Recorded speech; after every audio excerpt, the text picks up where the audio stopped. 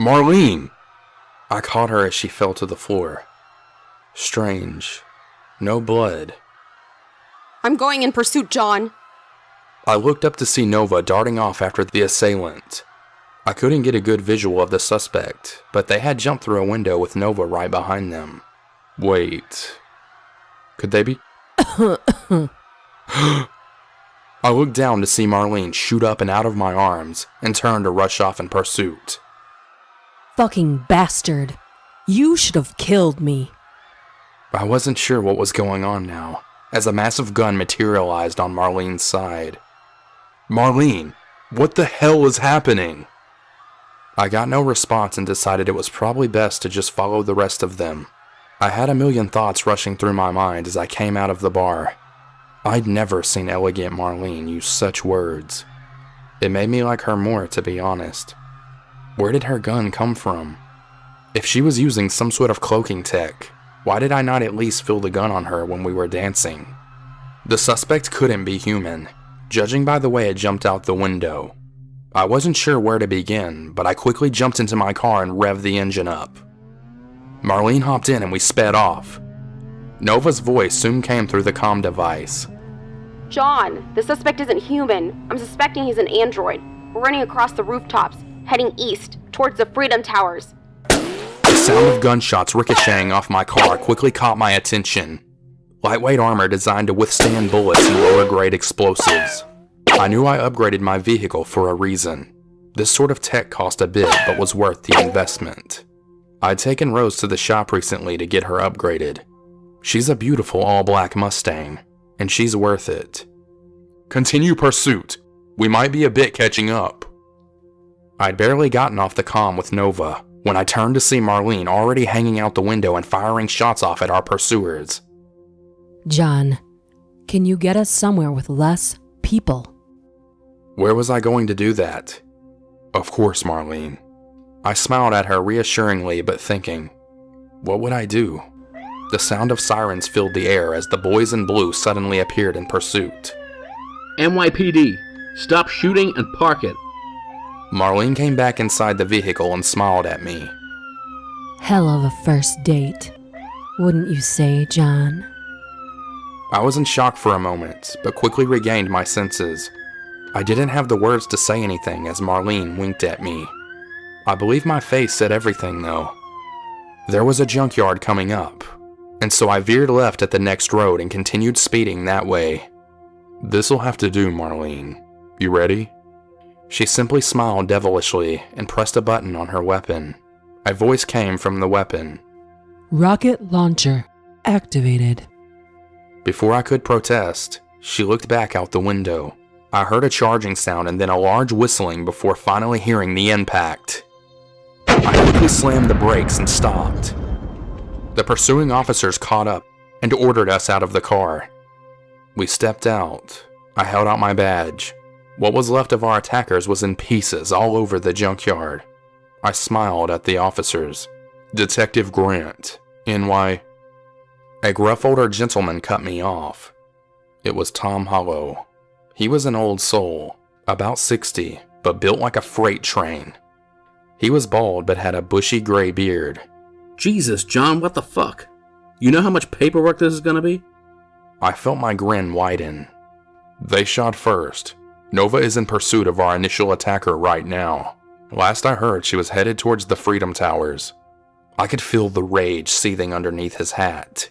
You let your fucking partner just go off and pursue a suspect on her own? You two are something else. There is something called procedure and protocol. Why do you not understand that? I watched as Tom paced for a bit, and then sighed. I knew that look. He wore it when he was thinking things through, but generally, sense and reason. Or what I could call sense and reason because it's in my favor. We're about to win out. Alright, gentlemen. Start taping off the area. And when crime scene gets here, we'll start sifting through the wreckage properly. Ma'am, I'm gonna have to ask you where you got that weapon and where you put it. Marlene seemed too happy with herself. What weapon, officer? Tom was not amused. Listen, I and half the force saw you launch a rocket at these machines. Why don't you cooperate? Or do you want to see your bar shut down? Marlene wasn't amused by this one either. Come now, officer. We don't want trouble. I was aiding a detective. He temporarily deputized me. Wouldn't you say that's more than enough reason to let things slide this once, or do I have to lawyer up? Her face turned scornful quickly. Tom didn't like what he was hearing, but he calmed down. The sort of calm where you just knew he was screaming inside while he wore a smile on the outside. Marlene was known for having money. I imagine she had a hell of a team of lawyers. Who was this woman I was seeing? I'd never fathomed Marlene to be so wild. I certainly didn't mind. John, you'd better be less freewheeling with who you deputize in the future.